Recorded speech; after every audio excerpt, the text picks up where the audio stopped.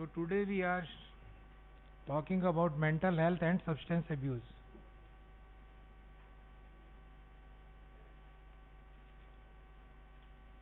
So we talk about the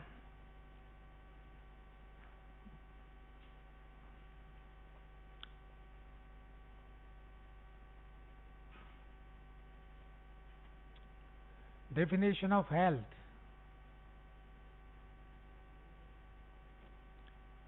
So health is been defined by WHO, World Health Organization in 1948 itself.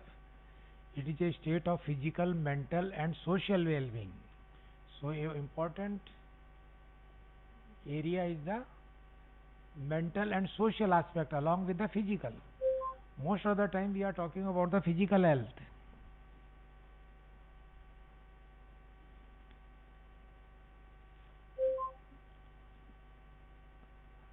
And it is said that the sound mind in sound body is very important. Only sound body will not work. It is a sound mind which is required, and it is a social ideal for time immemorial. स्वस्थ शरीर में स्वस्थ मस्तिष्क का बहुत आवश्यक है. And it is said that health without mental health is nothing. So mental health is very important aspect. And in this, the psychosocial aspect is very important aspect. Psychosocial. Because very we have also included now the spiritual part of the health in 1977, and it has been approved by 1990 that spiritual health is very important aspect also. That is, you are not materialistic. You have high thinking for the life. It is not only the physical facilities which are required, because ultimate goal is happiness. सुखी रहें. And we से सर्वे भवन्तु सुखिने सर्वे संतु निरामया. तो आदमी सुखी तभी है जब निरामय है. तो पहला जो सुख है वो है निरोगी काया. निरोगी काया का मतलब there should be no disease, no infirmity, no talks please, there is a distraction. आप बहुत जरूरी है तो इतना से ही करें कि यहाँ तक नहीं पहुंचे. बाकी मुझे बड़ी खुशी है कि आप लोग बहुत अच्छी तरह से सारा क्लास का डेकोरम भी मेंटेन करते हैं, because you are coming from a cultured family. And this and your teacher to start with is your family members, that is the mother. So every family, every home is a university. Though you have joined the university after clearing the NEET examination, but it starts before it.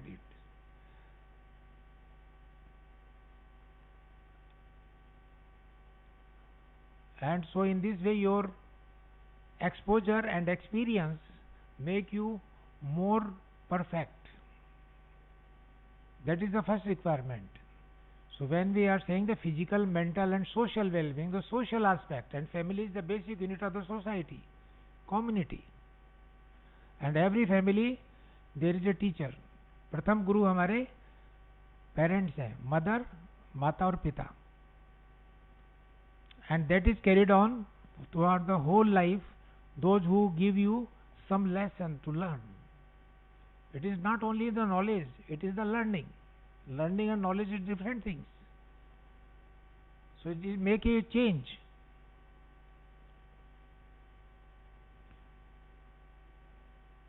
So if you read the book of Park, so on the opening of that chapter you will find there is a box. They are writing some quotations, and that quotations are very important to simplify. to summarize all the complicated things to a simple thing. And it is written, a mental healthy person feels right towards others. Only thing is, a mentally healthy person feels right towards others. There is no negativity, there is only positivity. And we are not interested in the negative aspect. When we see there on the screen, mental health and mental illness, they are the two different things. So mental health is a state of well-being in which individual realizes his own abilities. अपनी क्षमताओं की पहचान कर लेता है, वो क्या कर सकता है, क्या करना चाहिए, और उसी के अनुसार डिसीजन लेकर के आगे बढ़ने का प्रयास करता है. He always positive attitude. Cope with the normal stresses of life. Day to day life में हर प्रति क्षण you feel stress, and stress is the important risk factor for all non-communicable diseases. And one of the important non-communicable diseases is the mental disorders, which usually neglect, we ignore. And when we say the health is a state, it is not a state, it is a dynamic state, which is changing from moment to moment. हर क्षण प्रति क्षण वो बदलती रहती है. And that is more liable to mental health. Can work productively, यानी he contribute. आप लोग बिना पूछे, बिना आराम से, बिना डिस्टर्ब किए बिना मेरी क्लास में आ सकते हो, और उनकी क्लास का मैं नहीं कहता.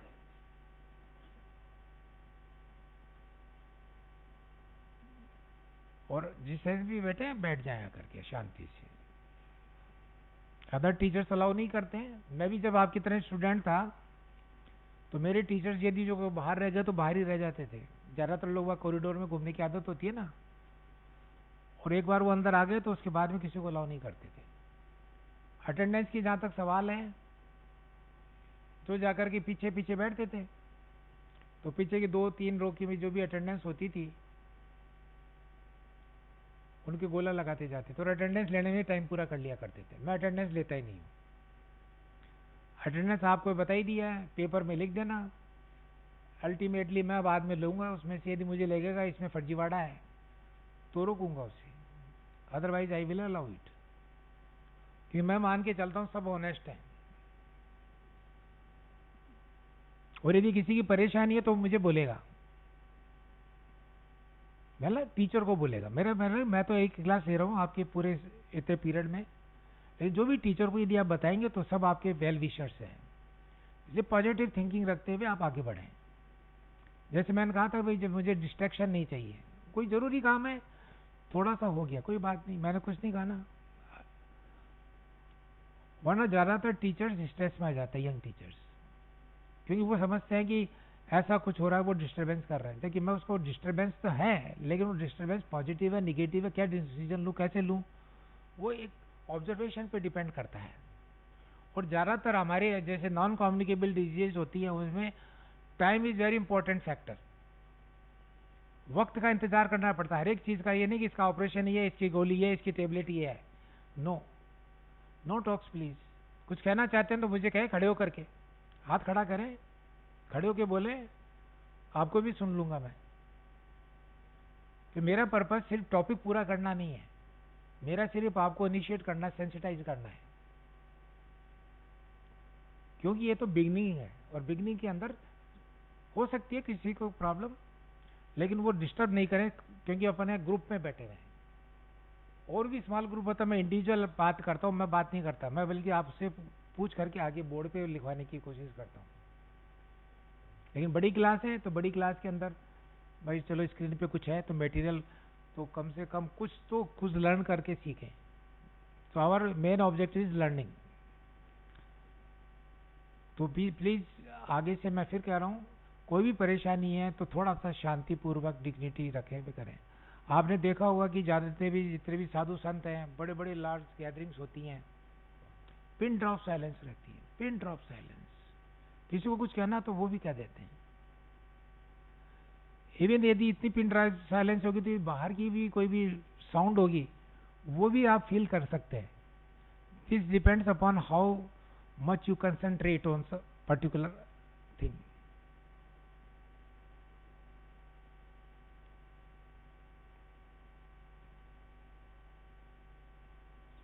So can work productively. Why we are talking of the product? Because हमको कुछ ना कुछ उत्पादन करके देना है. और उत्पादन क्या है? Money. Money is the key factor. और उसी से रोटी रोजी चलती है. रोजी भी वही करेंगे जिससे रोटी की गारंटी पक्की हो.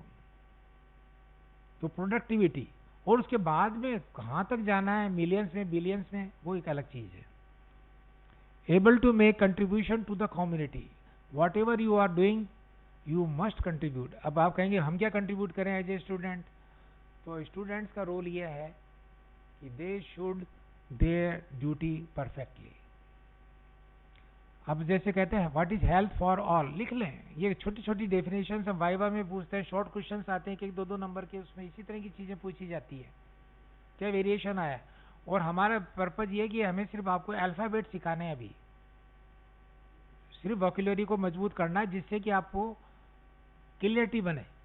प्रोविजनल डायग्नोसिस जैसे कहते हैं ना, उसके बाद में डेफिनेटिव डायग्नोसिस में, कंफर्म डायग्नोसिस में पहुंचने में आपको परेशानी नहीं हो.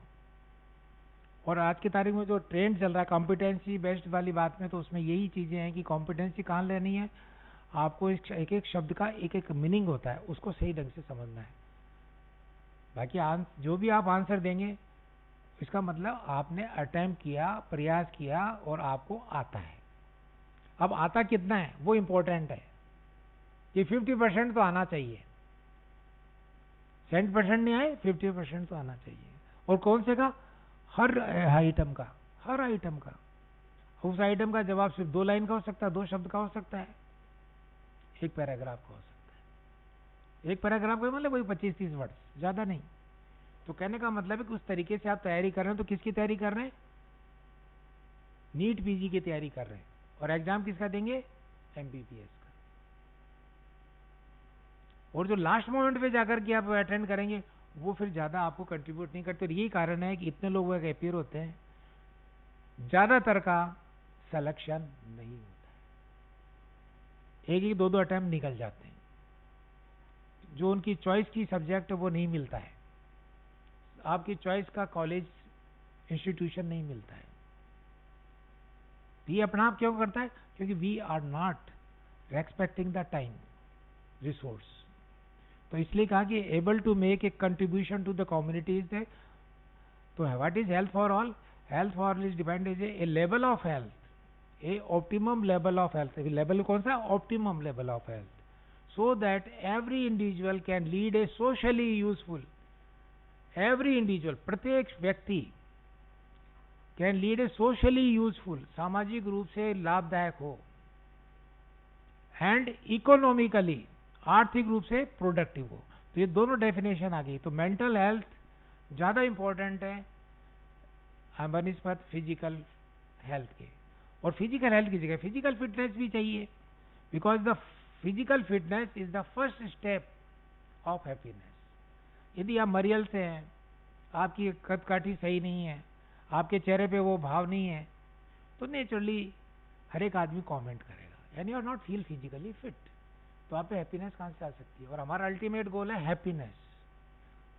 पूरे वर्ल्ड में every individual whatever age group is there, caste religion is there, where locality domination is there, they must be feel happy. और हैप्पी के लिए मैंने बता दिया, सर्वे भवन्तु सुखिनः सर्वे सन्तु निरामया. निरामया का मतलब है पॉजिटिव हेल्थ. कौन सी हेल्थ? जैसे भी पैदा हुए कुछ कमियां तो हैं. जितने हम लेबोरेटरी टेस्ट लगाएंगे, कई बातें करेंगे, हमें कुछ ना कुछ डेफिशिएंसीज मिलेंगी. उन डेफिशिएंसीज का सॉल्यूशन क्या है? उनके साथ हम मॉडिफाई कर सकते हैं तो मॉडिफाई कर दें, नहीं कर सकते हैं तो हम उनके साथ जीना है. कब तक जीना है? जब तक ऊपर में विधाता जिसको अपन कहते हैं ना, उसने लिख दिया है.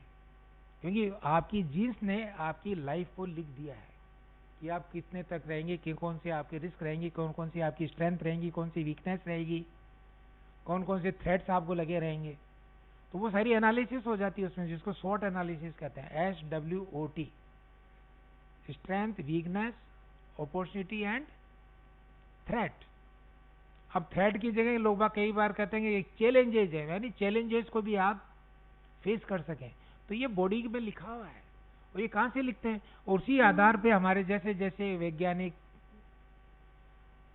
उपलब्धि हो रही है, अचीवमेंट्स हो रहे हैं, हम हर एक चीज का सॉल्यूशन निकाल रहे हैं, पिन पॉइंट कर देते हैं।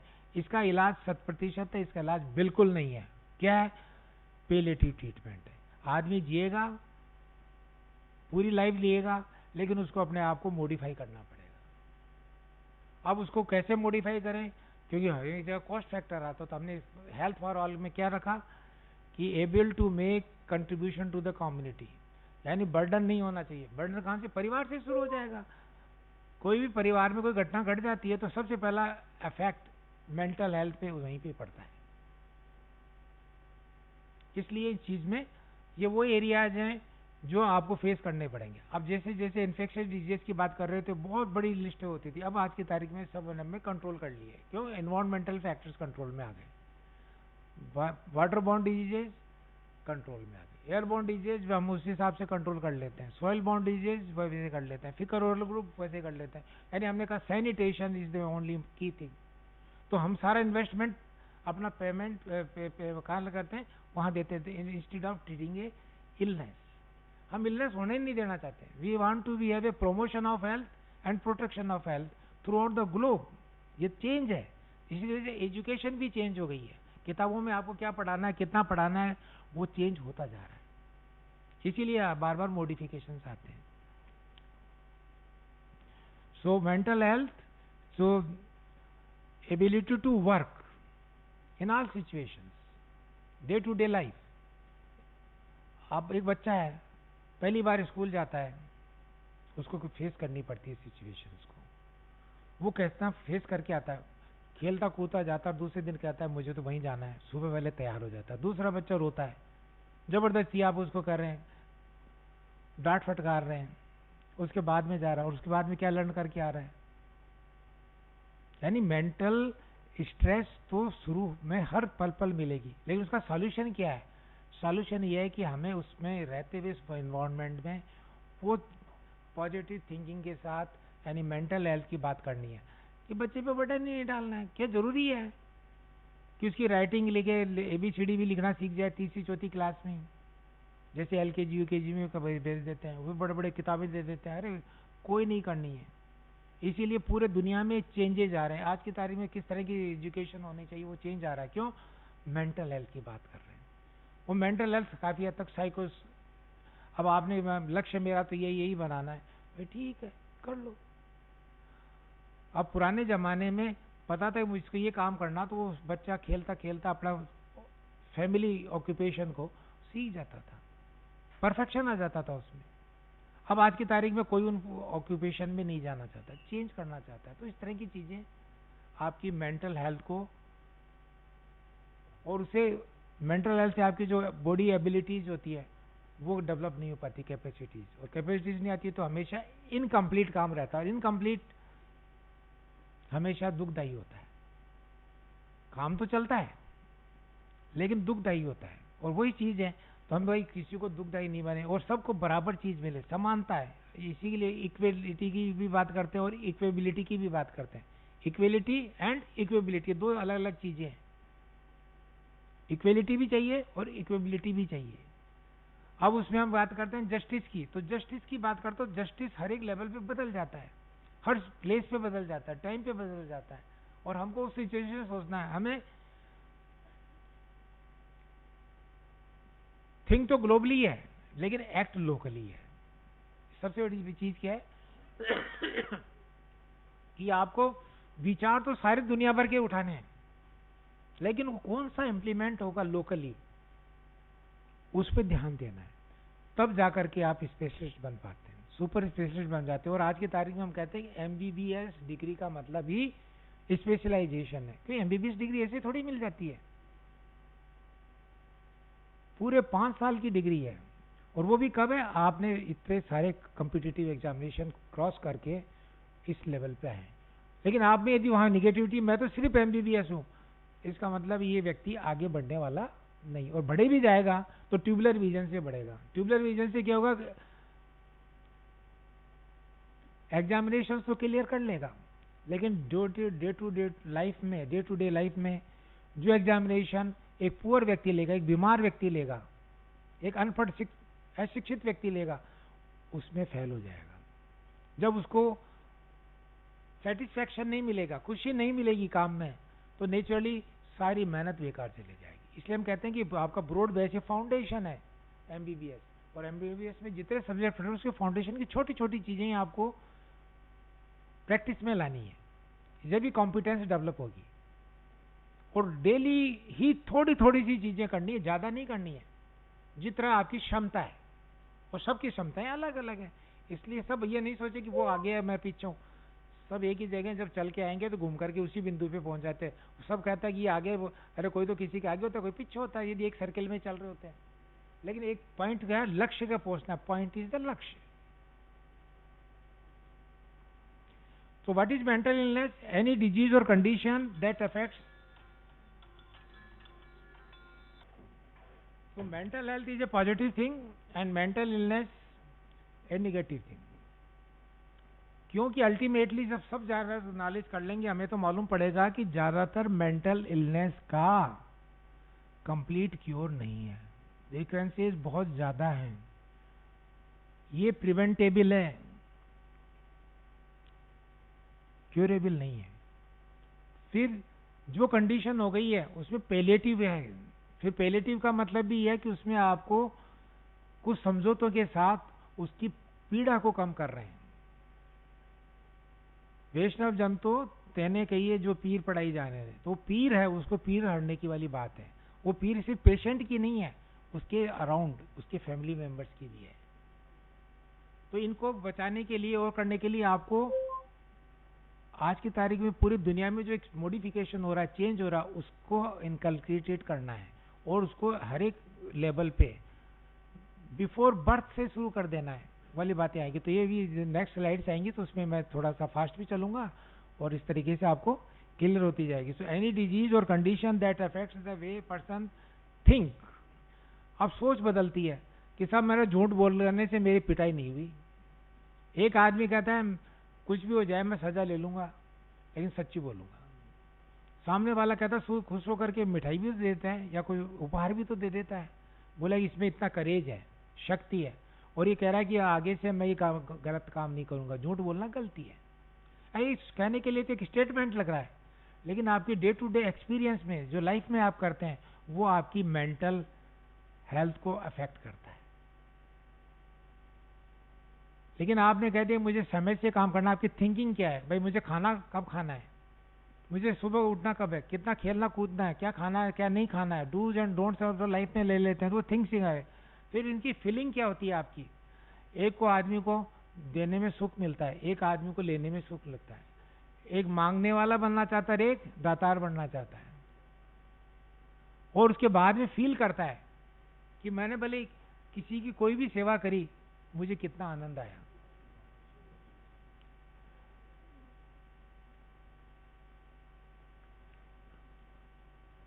And how he behaves, ability to relate others or to surroundings, ability to relate to others and to surroundings। वरना क्या होता है, आइसोलेशन में चला जाता है।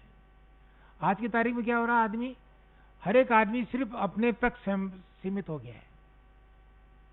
इसलिए 21st सेंचुरी की जो बिगेस्ट प्रॉब्लम है वो क्या है, एनोनिमस। क्या कि पत्नी पति को नहीं जानता, पति पत्नी को नहीं जानते। ये बातें कब की बता रहा हूं, हमारी जो बुक चलती है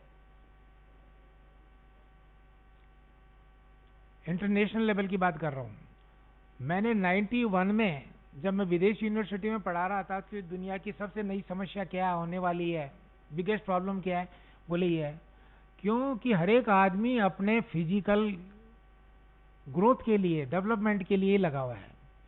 इसलिए सिर्फ कोई भी जो और बाइंडिंग्स होनी चाहिए वो है ही नहीं, बॉन्डिंग भी नहीं है, बाइंडिंग भी नहीं है, हमारा काम नहीं है।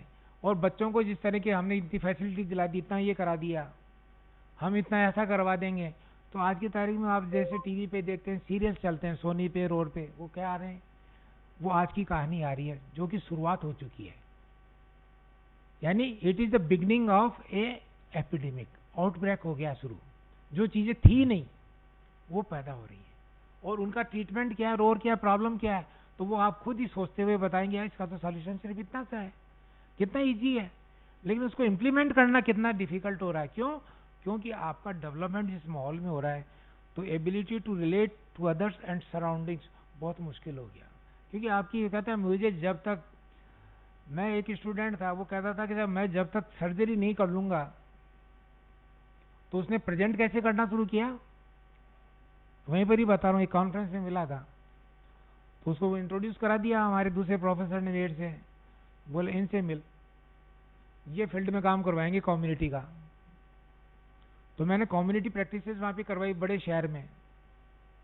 उसका नतीजा क्या निकला कि वो लोग सब मेरे से जुड़े, जो जुड़े उस हिसाब से थे, लेकिन एक अबनॉर्मल मिला। मैंने उसको इतना सा समझाया, भाई तू क्या कहना चाहता है साहब, मुझे जब तक ब्लड नहीं देख लूं तब तक मुझे आनंद नहीं आता है। भाई ब्लड देखने का मतलब है वो प्रेजेंटेशन करना चाहते, मैं सर्जरी करूं तो उसमें ब्लीडिंग तो होती ही होती है। अरे भाई ब्लडलेस सर्जरी क्यों नहीं होगी, और फिर सर्जरी की आवश्यकता है क्या? तो वो जिस कंडीशन की मैं कहता भाई कॉमन डिजीज के नाम गिना, उन कंडीशंस के नाम गिना जहां तेरे को सर्जरी की जरूरत पड़ेगी, तो मालूम पड़ेगा कि उसकी प्रिवेलेंस रेट क्या है या इंसिडेंस रेट क्या है। तो इसमें तो न्यू केस है, इमरजेंसी है, तो इंसिडेंस केस हुआ, तो इंसिडेंस की रेट क्या है। और यदि क्रोनिक था, लेट डायग्नोसिस किया, उसमें सर्जरी करने जा रहे हो, मालूम पड़ा कि अब सर्जरी करने का गुंजाइश ही नहीं है। यानी हमारी सोच पहले से ही विकृत है। उद्देश्य बहुत बड़ा है, लेकिन हम विकृत हो गए।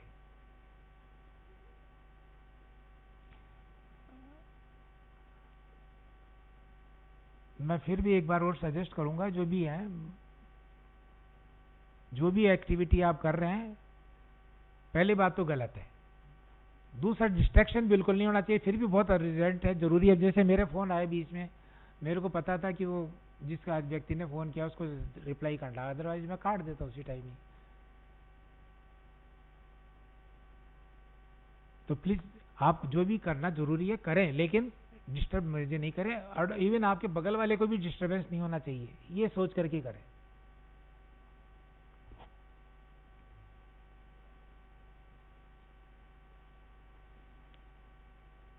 सो criteria for mentally health is emotionally balanced. आज की तारीख में इमोशनल ब्लैकमेलिंग हो रही है सब जगह पे, और इमोशनल ब्लैकमेलिंग इंडिविजुअल लेवल पे तो होती है, बचपन से शुरू हो जाती है, बच्चे से ही। वही बातें आगे तक फ्यूचर में चलती रहती हैं। तो इमोशनली बैलेंस, सोशली एडजस्टमेंट, आपको हर लाइफ में सामाजिक रूप से आपको एडजस्टमेंट करके चलना पड़ेगा। आप चाहे कितने ही रईस परिवार से हो, सिल्वर गोल्ड आपको स्पून मिली हुई है, लेकिन आप जिसके लिए इस प्रोफेशन को चुना है वो नहीं है, और उस कंडीशन में उन चीजों को देखते हुए, एडजस्टमेंट करते हुए आपको आगे बढ़ना है। आपने अभी तक यदि सिर्फ टर्शरी लेवल या क्वार्टरी लेवल की सर्विसेज देखी हैं, यानी सुपर स्पेशलाइजेशन, जिसमें जैसे अभी आज की तारीख में ट्रांसप्लांट की चल रही है, लेकिन उसकी बात करने लगेंगे, अभी वो कंडीशन नहीं है कि हर एक आदमी उसमें पहुंच पाएगा। और उसमें पहुंचने के लिए कितना डेडिकेशन और कितना एडजस्टमेंट की जरूरत है, वो आप देखेंगे तो पूरी लाइफ में वो व्यक्ति जब स्टेज में आता है तब उसकी 40-45 साल की एज तो पहले से ही हो चुकी होती है, और उसके बावजूद भी उसको एडजस्टमेंट करने पड़ते हैं। यदि उसकी पर्सनल लाइफ पे जाएंगे तो उसकी पर्सनल लाइफ देखेंगे, पूछेंगे तो आपको अलग ही कहानी मिलेगी। अभी आपने सिर्फ उसका ग्लो देखा है,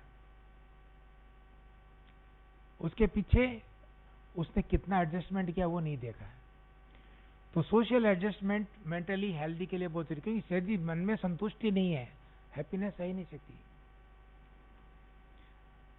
perceiving things in the way they are, जो जैसी चीज है, चेहरा देख रही है, अब आप देखो मैं शेर हूं, मैं तो सबसे सुंदर हूं, कहां सुंदर है, जो सामने है भाई, तुम्हारे दर्पण दिखा रहा है आपको। और ऐसे भी कहते हैं face is the index of the mind. हम ज्यादातर कंडीशन को फेस से देख करके बता देते हैं कि इसके क्या हो रहा है, क्या नहीं होने वाला है। और यदि आपने खुद ने देख लिया तो क्या आप उसमें बदल जाएंगे क्या? सिर्फ ऐसे हेलुसिनेशन इल्यूजन्स में रहेंगे क्या? तो वो शुरुआत हो चुकी है मेंटली इल हेल्थ की, दैट इज बिगनिंग। और हमें उसमें चेंज क्या लाना है? साइकोथेरेपी, काउंसलिंग, समझाना। कोई दवाई आएगी क्या उसमें? फार्माकोलॉजी में ऐसी कोई दवाइयाँ आपने पढ़ ली क्या कि सब ये दवाई दिए जो काम चलता है?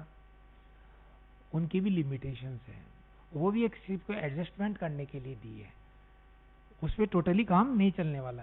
तो achievements consistent with the individuals abilities and opportunities. अब फिर चांस भी तो मिले भाई। आपने बहुत कुछ कर लिया लेकिन आपको चांस ही नहीं मिल रहा है।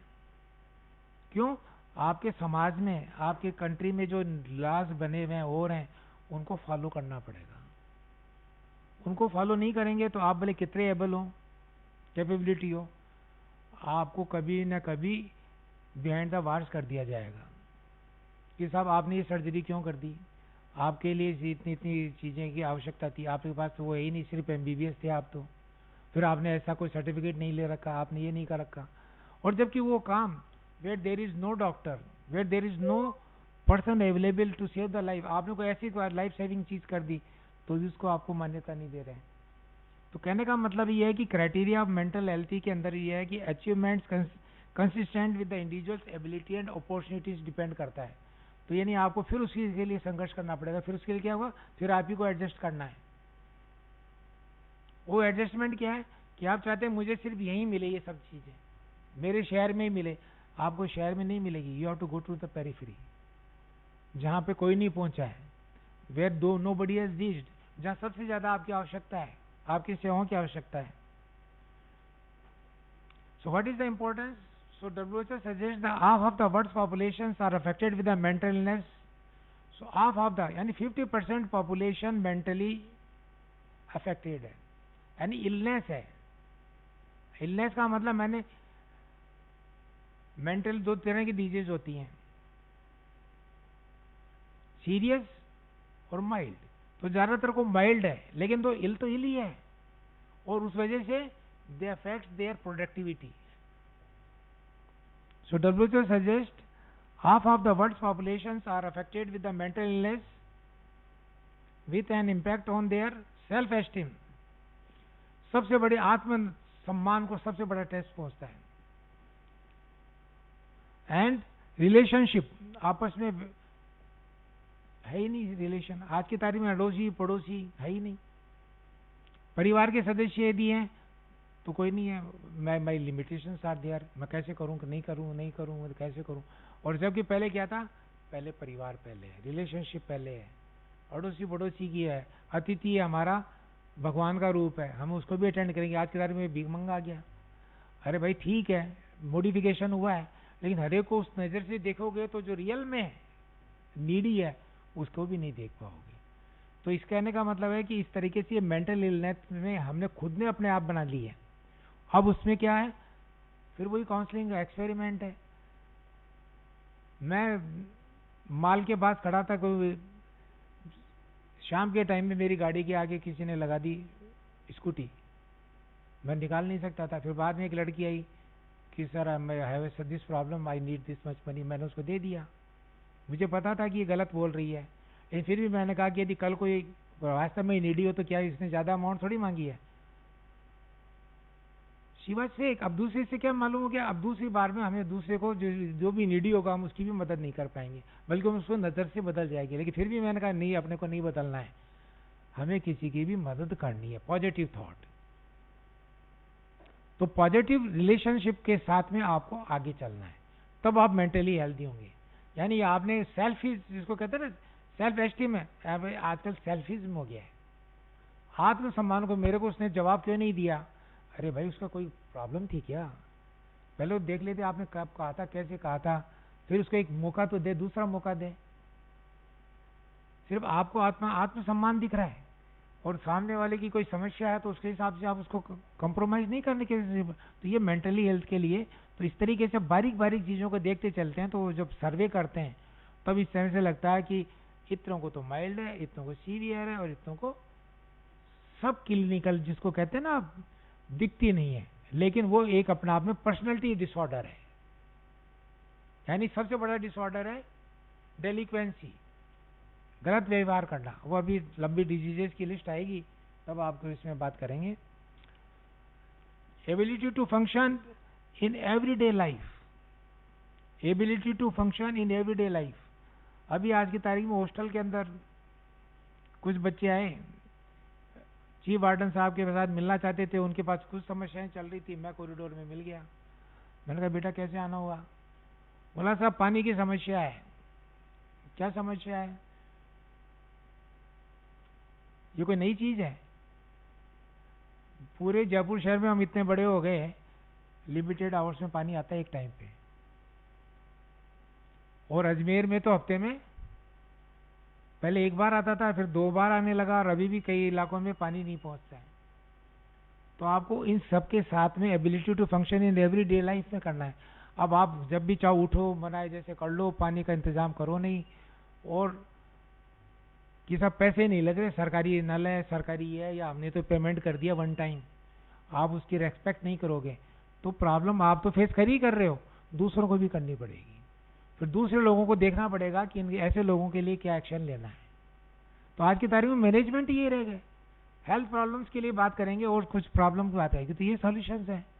तो यानी कहने का मतलब कि properly education to change their behaviour, their practices, जो उस में ढल से। So ability to functions in everyday life. भाई पानी आपको मालूम है कि 2 घंटे आएगा, 3 घंटे आएगा, इसके बाद नहीं आएगी। बाल्टी भरी होनी चाहिए, होना चाहिए, कवर्ड होनी चाहिए, ये होना चाहिए, नल क्लोज होना चाहिए। यदि आपने नल खुला छोड़ गए और आपको बंद रहा तो पूरा ओवरहेड टैंक खाली हो जाएगा। तो ये तो हर घर की समस्या है। यही हॉस्टल में ग्रुप लीडिंग में तब वो बच्चे जैसे मुंह करके चले गए। मैंने कहा बेटा मैंने कोई गलत बोला हो तो बोलो, क्योंकि इन चीज़ों को अब सीखना है। अभी तक अपना बचपना छोड़ो, अब तुम 18 के आसपास आ गए हो या 18 से ऊपर चले गए हो, अब you are adult, no more a child, और आपका बिहेवियर रेस्पॉन्सिबल अडल्ट के तरह से सिविल बिहेवियर होना चाहिए। So good mental health can improve one's life, poor mental health can prevent someone from living in a normal life. तो ये कहने का मतलब है कि ये अब जैसे कुछ बच्चे आते हैं क्लास में सिर्फ अटेंडेंस के लिए आते हैं, अटेम्प्ट पे अटेम्प्ट लग चुके हैं, फिर भी हम उनसे कहते हैं कि विजय कम से कम एक बार शक्ल तो देखें, बात तो करें। शक्ल देखने का मतलब एक इंडिविजुअल पर्सनल काउंसलिंग तो करने की कोशिश करें। एक दिन में नहीं होने वाला ये काम, मुझे ये भी पता है, लेकिन हमने प्रयास तो शुरू करें, स्टेप तो आगे फॉरवर्ड करें। तो मैं बार बार कह देता हूँ जो भी अटेंडेंस ऐसी लेकर आए उसको मेरे पास भेज देना। खास तौर से मेरी क्लास में तो अटेंडेंस या तो लगाना ही मत, और लगाना तो मेरे पास होते हुए आएगा। मुझे उससे कुछ नहीं कहना है, उसे सिर्फ बात करनी है, उसकी पीड़ा समझनी है। तो वो मेरे को एक नई सिचुएशन देगा और हो सकता है वो इम्प्रूव भी हो जाए। क्योंकि मेरा लाइफ का एक्सपीरियंस ये है कि मैंने जहाँ जहाँ लोगों ने मुझे प्रॉब्लम बताई डे 1 से, कॉलेज में, स्कूल में, जब मैंने सर्विस ज्वाइन करी कि साहब ये बड़े न्यूसेंस क्रिएट करता है, ये प्रॉब्लम करता है, क्लास 4th है, ये इस तरह का आदमी है, तो मैंने उसकी बैठा करके बातचीत करी, उसकी पर्सनल प्रॉब्लम को सॉल्व करने की कोशिश की। एक अलग ही तरह की रिलेशनशिप डेवलप हुई, और वही आदमी आगे जाकर के बहुत सब पॉजिटिव वर्क किया। लोगों ने कहा साहब आपने तो एक चेंज ला दिया, ये जो जब नालायक थे ये लायक कैसे हो गए, इतने रात दिन काम कैसे कर लेते हैं।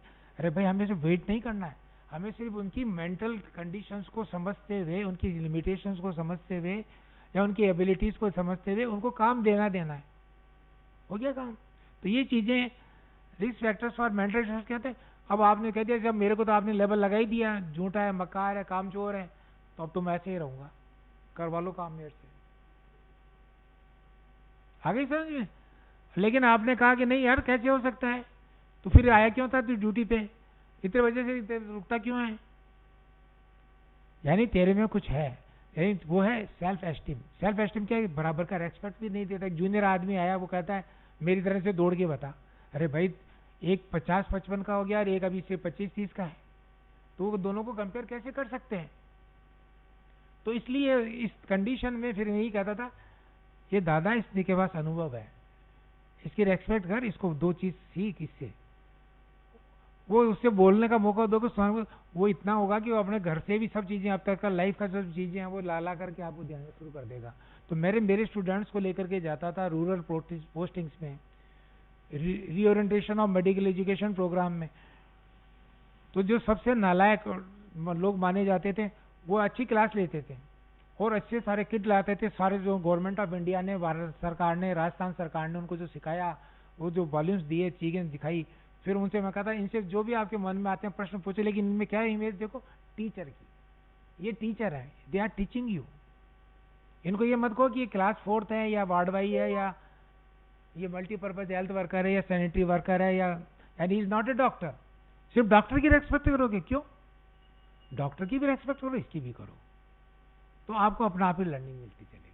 और फिर वो प्रश्नों के उत्तर मिलेंगे जो कि आपको किताब में नहीं मिलेंगे, जो आपके साथी नहीं बता सकते आपको। जो आप जो ट्यूशन सेंटर्स में जाते हैं ना, वो गाइड करते हैं, बाकी तो बेस्ट क्रीम होती है वही आगे बढ़ती है। किसी के जिसका सिलेक्शन आज तक नहीं हो, उसने एक फर्स्ट अटेम्प्ट में सिलेक्शन करा दिया, उसके ब्रांच दिला दो, ऐसे इंस्टीट्यूशन का नाम मुझे बता देना, देते नहीं, एडमिशन ही नहीं देते। गलत फहमी है कि साहब ये फला इंस्टीट्यूशन के लोग ही सेलेक्ट होते हैं, ये मार्केटिंग है, इमोशनल ब्लैकमेलिंग है। तो रिस्क फैक्टर्स फॉर मेंटल क्या होते हैं? तो genetic predisposition is the main reason, so vulnerable to most of the major psychiatric disorder. तो जीन्स को हम चेंज नहीं कर सकते, लेकिन जीन्स को हमें पता हो गया तो उस जीन्स को आगे प्रोड्यूस नहीं होने देंगे। तो जेनेटिक मैनेजमेंट कैसे करना है, जेनेटिक डिसऑर्डर्स को कैसे हैंडल करना है, वो एक अलग चीज हो गई। लाइफ भी देनी है, लेकिन आगे वो जीन आगे नहीं आवे परिवार में, उसका ध्यान देना है। Age, high prevalence in old age like Alzheimer's disease. अब एल्जीमर्स डिजीज है, उसका क्या ट्रीटमेंट है? जबरदस्ती ट्रीटमेंट कैसे करोगे? लेकिन उसमें कैसे बिहेव करना है सीनियर आदमी से, कैसे सीनियर आदमी को रेस्पेक्ट देनी है, सीनियर आदमी को कैसे इन्वॉल्व करना है, उसके लोनलीनेस को कैसे खत्म करना है, उसको खाने पीने में कौन से रिस्क फैक्टर्स होते हैं उनको कंट्रोल करना है, तो वो प्रोसेस डिले हो जाएगी। लेकिन उसके लिए प्रयास दूसरे तरह के, उससे कोई गोली या इंजेक्शन नहीं आने वाला है। Anxiety and depression are more common among the womens, most emotional things.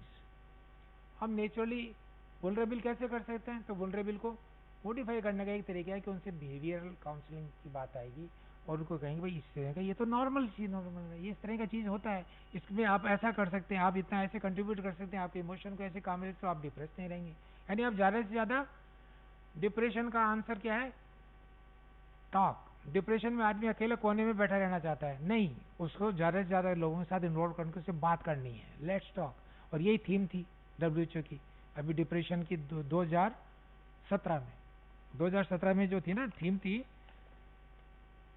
Depression let's talk. अब ये छोटे छोटे क्वेश्चन आते हैं जब MCQ में बात करते हैं, तो ये कौन सी थी और क्या थीम थी उसमें, और ट्रीटमेंट क्या था? डिप्रेशन का एक ही है, लेट्स टॉक। उसको अकेला मत रहने दो, उससे बात करो, उसके मन की भावनाओं को आगे निकालने दो, जिससे वो अपने खुल करके बात कर सके, अपना समझ करके फ्रेंडशिप बढ़े, रिलेशनशिप बढ़े, और उसका सॉल्यूशन खत्म। उसकी गोलियां देने से कोई इलाज नहीं होने वाला। Substance abuse is more common among the man. अभी सब्सटेंस क्या होता है? वो एक सेकंड पार्ट है मेंटल हेल्थ का। तो सब्सटेंस इज द ड्रग्स। अब ड्रग्स में कौन सी आती है? स्मोकिंग भी हम ड्रग्स में कहते हैं, अल्कोहल तो है ही अपनी जगह पे। फिर हमारे गांवों में और और में ज्यादातर भांग, गांजा, सल्फा, चरस बड़ी कॉमन है, सोशली एक्सेप्टेड भी है, अफीम वगैरह सब चीजें। तो ये सब्सटेंस जो यूज होता है, ये तो शिव जी का प्रसाद है, भांग लो, सबके लिए जरूरी है, बांट रहे हैं, नहीं। लेकिन ये क्या है? लेडीज में नहीं है, जेंट्स में ज्यादा है। तो ये एपिडेमियोलॉजी ऑफ मेंटल हेल्थ की बात करेंगे तो ये चीजें आ जाएंगी। Infections, parasites such as the malaria and encephalitis leads to meningitis, epilepsy. अब एपिलेप्सी मेंटल डिसऑर्डर्स में आता है। अब उसके नीचे क्या हो गया? पैरासाइट्स। हेलमिंथिक इन्फेक्शन है, डिफरेंट तरह के वर्म्स होते हैं, अपन कहते हैं ना सलाद वगैरह खाते हैं और करते हैं, तो उसमें ओवा, सिस्ट, वो जाकर के ब्रेन में कहीं इंगेज हो गए। अब आपने उसका क्या करना है? यदि प्रॉपर नहीं था और उसमें सिस्ट वगैरह वहां पे पहुंच गई तो दे they affect that area and we have a seizures, epilepsy, और उसके वजह से मेंटल डैमेज होती है, ब्रेन डैमेज होने के बाद में मेंटल रिटार्डेशंस और दूसरी प्रॉब्लम्स चालू होने लग जाती है, तो वो मेंटल इलनेसेस हो गई. Toxic substances like alcohol and opiates, अफीम, और ये सामाजिक मान्यता भी राजस्थान में बहुत ज्यादा, कई समाज में दे आर वेलकम ड्रिंक्स, सबको लेना होता है, जो भी नहीं लेता उसको मानते हैं कि ये तो पिछड़ा हुआ है, समाज की बराबरी की बात नहीं करता है. जबकि टॉक्सिक सब्सटेंस ये क्लियर है कि alcohol should not be used at all, लेकिन लोग बात कहेंगे नहीं सब परमिसिबल लिमिट बता दो. क्यों भाई, जरूरी है. We have to influence those who have extra mind, और वो भी कौन सा डिस्ट्रक्टिव माइंड कहलाएगा ऐसा, और खासतौर से उन इंडस्ट्रियलिस्ट की जिनके धंधे पानी है. अरे भाई आपके हिसाब से हमने कह दिया अल्कोहल तो हर तरीके से स्लो पॉइजन है and it kills your liver, और लीवर में जो मेटाबॉलिज्म होती है सारी बॉडी की जो होता है ओनली ऑर्गन है, वो इसी से अफेक्ट होता है. आज सबसे बड़ा कारण cirrhosis of liver, carcinoma of the liver, और दूसरे इससे पहले वायलेंस, और दूसरे यानी अल्कोहल से कौन सी समस्या ही नहीं है. लेकिन हम उसके लिए नहीं, सब इंडस्ट्री में ये हमें कौन सी वाइन विस्की और कौन सी चीज सजेस्ट करेंगे, कौन सा करेंगे, क्योंकि तो सोशल स्टेटस शो करने वाली चीज है, सिंपल है. नहीं, बिल्कुल नहीं. तो ये टॉक्सिक सब्सटेंसेस. फिर environmental exposure lead in the children mental retardation और डिक्रीज इन द इंटेलिजेंस. अभी खिलौने आते हैं, रोर आते हैं, बैटरी वगैरह होती है, तो लेड बहुत ज्यादा आता था पहले. आज की तारीख पेट्रोल वगैरह आता था, उसमें भी लेड होता था, इन्वायरमेंट में रहता था, और इतना कॉमन था ये पॉइजनिंग होना, और उससे मेंटल रिटार्डेशन होता है. Homeless people, schizophrenia and substance abuse is very common. Malnutrition, deficiency in vitamin B, protein deficiency in kwashiorkor. Dementia होता है ना, 3Ds, पेलिग्रा. इसी तरीके से थायमिन, बेरी, इनमें सब में क्या होता है, इस तरह की चीजें आपके मिलती हैं. तो डेफिशिएंसी ऑफ न्यूट्रिशंस में भी कई प्रॉब्लम्स होती हैं, तो उनका इलाज इस तरीके से हो सकता है. और ये कॉमन इस तरह होता है कि हमने अभी तक उस आबादी को देखा है जो हमारे पास सेवाएं लेने आती है. शहरों में हम रहते हैं, और जिस लेवल के इंस्टीट्यूशन में हम एजुकेशन ले रहे हैं वहाँ इसी तरह के केसेस ज़्यादा आते हैं. जबकि ये पेरीफेरी में है. पेरीफेरी का मतलब है विलेज साइड में, कंट्री साइड में. जितनी आप कैपिटल से दूर होंगे, शहर से दूर होंगे, ये समस्याएं आपके उन्हीं कम्युनिटीज में मिलने लगेंगी, और उसका सॉल्यूशन सिर्फ इसी में रहता है, और हम उसको अलग तरीके से ट्रीट करने लग जाते हैं. Living in high floors, housing and loneliness is the main factor for mental illnesses. Interaction between physical and mental health problems. Physical causes the mental diseases and the mental disease causes the physical illness. यानी आपकी mental illness हो जाती है, आप थकान, tiredness, laziness, aloof, किसी चीज में इंटरेस्ट नहीं, काम करने की क्षमता आप कहते हैं हमारी खत्म हो गई है.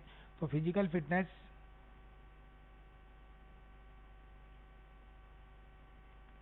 So decreased iodine during the pregnancy and oxygen at birth, injuries and early childhood brain infections leads to mental retardation. So mental retardation का मेन कारण क्या है? Less intake of iodine. और आयोडीन का शुरुआत कहाँ से होती है?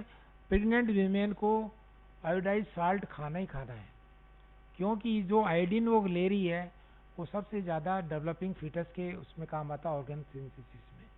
और यदि उस टाइम पे जो ब्रेन का जो डेवलपमेंट होता है, ब्रेन का जो स्ट्रक्चर बनता है, उस टाइम में उसमें जो डिफिशियंसी होती है वो पूरे लाइफ लॉन्ग रहेगी. उसके लिए कोई ट्रीटमेंट किसी भी सर्जन के पास, किसी भी फिजिशियन के पास नहीं, चाहे उसने पीएचडी कर रखी हो, अपने आप को डीएम और एमसीएच कहता रहे, उसके पास उसका इलाज नहीं है.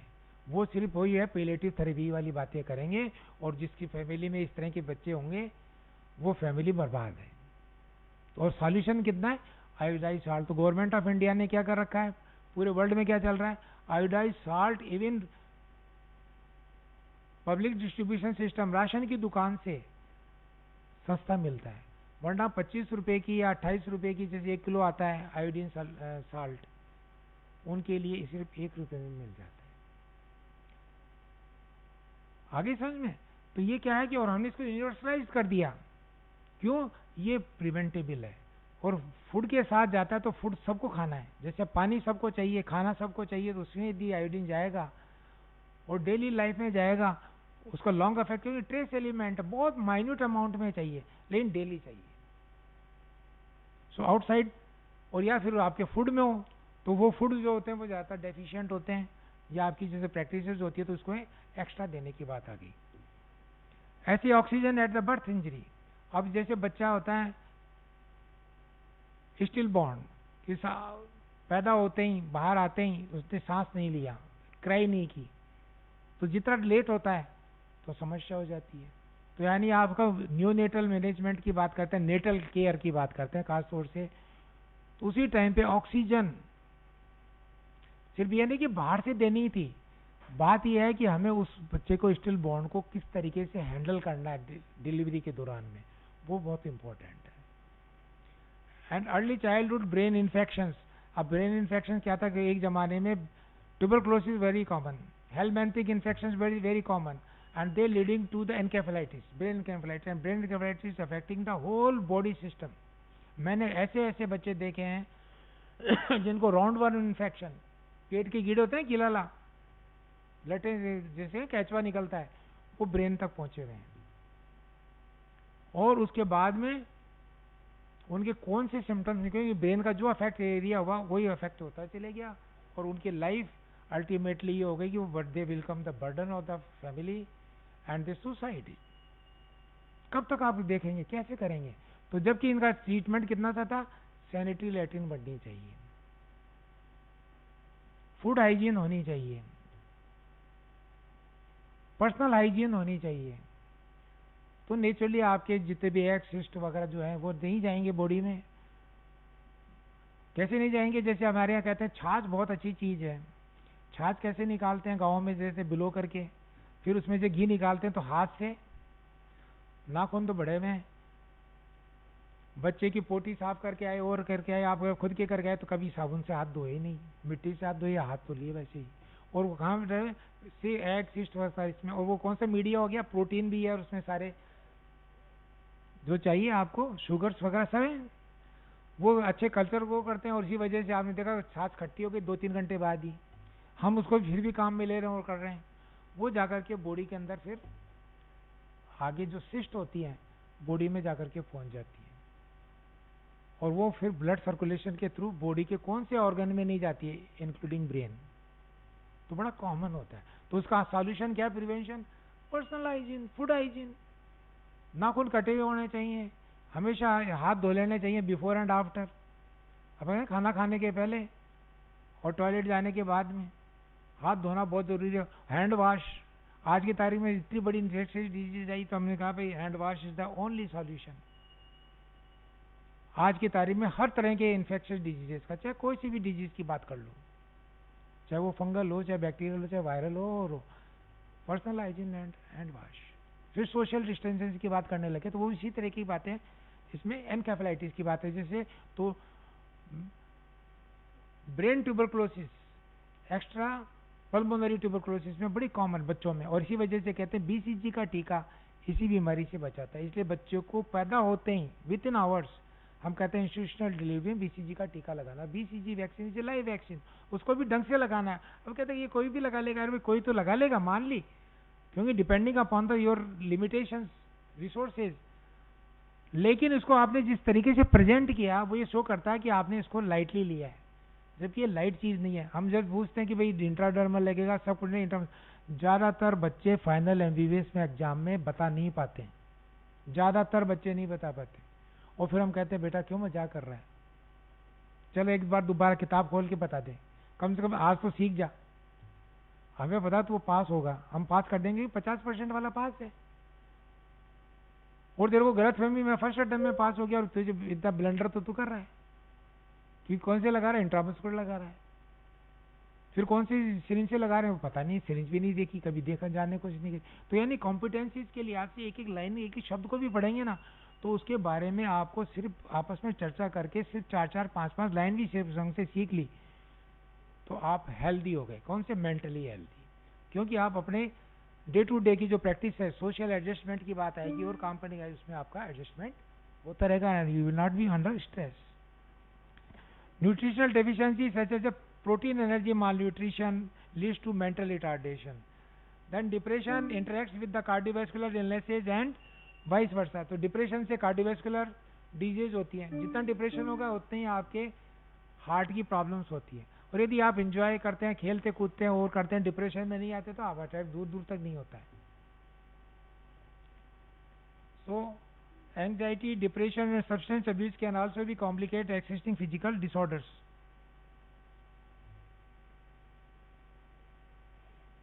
तो ये टाइप ऑफ मेंटल डिसऑर्डर्स हैं, कौन कौन से हो गए? इम्पेयर्ड इंटेलिजेंस सबसे बड़ा। अब इसको डायग्नोसिस करना बड़ा मुश्किल है, लेकिन आज की तारीख में आपने इसके लिए भी चीजें तैयार कर ली। यदि आप कोई इंटरेस्टेड है तो हम उसके डिटेल एनालिसिस करके उसकी इंटेलिजेंस को चेक कर लेते हैं भाई किस लेवल पे क्या होनी चाहिए, एज के हिसाब से, स्टैंडर्ड के हिसाब से, क्लास एजुकेशन के हिसाब से। तो ज़्यादातर हम लेते हैं एज के हिसाब से, क्योंकि सब बच्चों को बराबरी नहीं मिलती हैं। फिर behavioural disorders, maladjustment and absenteeism, फिर है साइकोसिस and depression, then schizophrenia and the psychopathic disorders, aggressive anti social acts यानी मैनिया, पेरोनिया, ये बड़ी कॉमन है जिसमें आपको इंडोर करना पड़ता है। The impact of mental disorders for mental health, public problems, individual level पे, family level पे and community level. They have a impact on every level, individual, family and community. तो क्या इफेक्ट आता है? डिस्ट्रेसिंग सिम्टम्स होते हैं individual level पे, unable to participate in work and leisure and quality of life continues to be poor, stigma and discrimination. फिर उस आदमी से सब लोग स्टिमाइज होता है, फिर धीरे धीरे वो खुद भी ये करने लग जाता है, वो भी कम्युनिटी में मिक्स ही नहीं होता है। Then economic burden on the family, disruption of the household routine and restricted social activities actions and lost opportunity prevents them from the achievement of their full potential to work and the social relationship. And community पे cost of providing care बहुत ज़्यादा बढ़ती है, कब तक देंगे, क्या देंगे, कोई सेटिस्फेक्शन ही नहीं होता है। और इसलिए हम जब इंश्योरेंस की बात करते हैं और किसी में कंपनसेशन की बात करते हैं तो इन चीज़ों को ध्यान रखते हैं। तो लोग कहते हैं साहब इतना तो बर्बाद है, इसके लिए नहीं करेंगे। भाई ऐसे लोगों के लिए हमने और भी सेवाएं दी थी, उन सेवाओं का उपयोग लो, और दूसरी स्कीम दे रखी है उनका काम में लो, उससे ज़्यादा नहीं मिलेगा। आप चाहते हो उसको हाईएस्ट लेवल की चीज़ मिले, क्योंकि आपकी इंडिविजुअल प्रॉब्लम है, आपकी फैमिली की प्रॉब्लम है। और जब हमने क्या कहा, हमें कम्युनिटी लेवल पे दूसरे प्रोग्राम लगा रखे, उस प्रोग्राम के हिसाब से उसको यदि उसमें देना है, कंपनसेशन देना है, यानी उसको हेल्प देनी, असिस्टेंस देनी मिलेगी, लेकिन उतनी नहीं मिलेगी। इसलिए हमें प्रिवेंटिव प्रोमोटिव एस्पेक्ट को सोचते हैं, मेंटल हेल्थ की पॉजिटिव बात करनी है बनिस्बत treatment of a mental illnesses की करनी है। हमें मेंटल इलनेसेस को रोकना है। Legal problems including violence, so prevention of mental illnesses is primary prevention, secondary and tertiary. They are the three levels of prevention. So what is in the primary prevention? Mental health promotion. Health promotion and specific protection is the main aspect. Here a mental health education to improve the mental abilities through minds educations and special programs directed to the vulnerable group like children, adolescent, youth and elderly. यानी सबसे ज़्यादा problems होती हैं children में, pre school children में से शुरुआत होती है, स्कूल गोइंग चिल्ड्रन में मैक्सिमम होती है, और एडोलेसेंट पे आते पीक पे आ जाती है। तो हमें उसी टाइम पर इन्हीं को ही मैनेज करने की बात करनी है। भाई माइंड एजुकेशन, शिक्षित करना उस तरीके से, और उसी तरह के उसों को आगे प्रिवेंट करना है।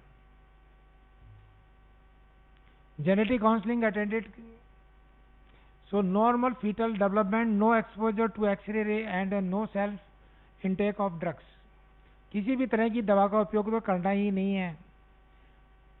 ये क्या है, नॉर्मल फीटल डेवलपमेंट के दौरान में, no exposure to X-ray and no any drug, and the natal care to prevent birth trauma and can reduce the occurrence of mental disorder. जैसे कहा था ना डाउन सिंड्रोम, तो डाउन सिंड्रोम पे short note आता है ज़्यादातर, बड़ा कॉमन है, and Down syndrome is increasing because late conceptions and deliveries. कहते हैं कि 35 साल के बाद में यदि डिलीवरी होती है, बच्चा पैदा होता है, तो उसमें डाउन सिंड्रोम के चांसेस बहुत ज़्यादा हो जाते हैं। इसलिए कहते हैं ideal age of bearing the child is 25 to 35, और पहले इससे पहले हमारी किताबों में लिखा होता था 20 to 30 is the best time to bear a child in the family. Educational employment, social wellbeing and availability of the food and housing is the very important, क्योंकि इन सब बेसिक चीज़ों की रिक्वायरमेंट नहीं होने से ही साइकोलॉजिकल प्रॉब्लम्स बढ़ती हैं, एंटी सोशल एक्टिविटीज बढ़ती है, उसी वजह से साइको सोशल प्रॉब्लम्स, मैंने बोला psycho social problems. So important role in preventing mental disorder and promoting the mental health. Awareness of psychological development, तो लाइफ स्पान में कब कब होती है, cognitive, emotional, intellectual and social capabilities is the functioning over the course of lifespan, and life skill education, interpersonal communication skills, cooperation and teamwork, decision making। तो इस तरीके से आपको critical thinking skills, यानी इसमें इन्वॉल्वमेंट आदमी है इंडिविजुअल का। अभी होता है जैसे क्लास हो रही है, फिर तो मेरा अकेला का इन्वॉल्वमेंट हो रहा है, आपका भी ये लर्निंग कर रहे हैं, लेकिन कितना कर रहे हैं, हर एक आदमी को पर्सनल चांस मिला है नहीं मिला, इसीलिए प्रैक्टिकल क्लासेज में छोटे ग्रुप में ज़्यादा आवर्स दिए गए और उन्हीं को वेटेज हमेशा से दिया है हर एक एजुकेशन प्रोग्राम में। Secondary prevention refers to interventions undertaken to reduce complications and all specific treatment related strategies. तो स्क्रीनिंग है, अर्ली डायग्नोसिस है, early and prompt treatment and complete treatment है। So mental disorder may exist for a longer period till recognized. Early diagnosis needs capacity building of lay person and other professionals and general proper management and referral of the to psychiatrist instead of to BOPA and other places. Post-traumatic stress disorders is very common. अभी post Covid वही समस्या है, कभी भी tsunami होती है, earthquakes आते हैं और होते हैं, जहाँ भी होते हैं, तो ये post traumatic stress disorders very common होता है। तो इसलिए अलग से शॉर्ट नोट भी आता है, पूछते हैं एग्जाम में, जैसे इसमें लिखा ना वार कंडीशंस में होता है, अब जैसे यूक्रेन वगैरह में चल रहा है, हमारे अफगानिस्तान में, इनमें तो ये पोस्ट ट्रॉमेटिक स्ट्रेस सिंड्रोम बड़ा कॉमन है। देन द टर्शियरी प्रिवेंशन में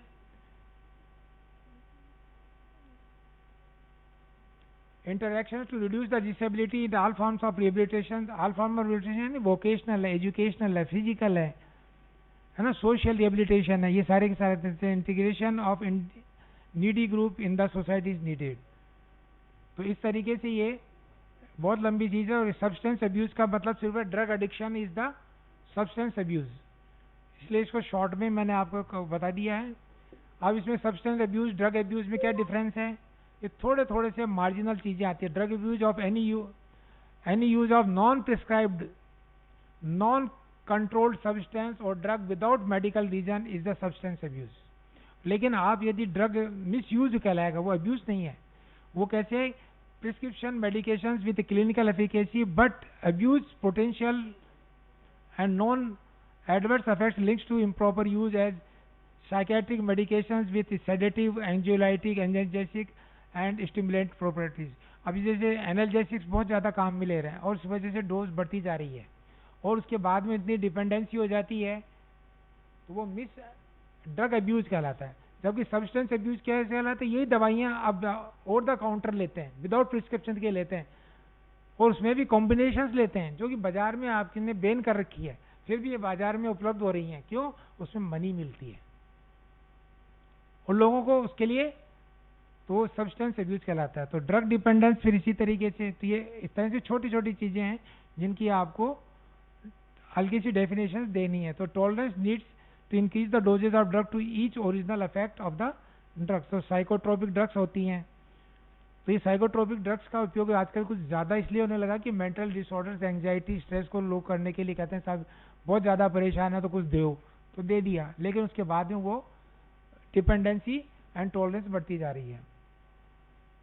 सो साइकोएक्टिव ड्रग्स में कैनाबिस है, नारकोटिक्स हैं, डिप्रेसेंट्स, अल्कोहल एंड बार्बिचरेट्स हैं, है ना, स्टिमुलेंट्स हैं और हेलुसिनेटिंग ड्रग्स हैं। सो ये इस तरीके से ये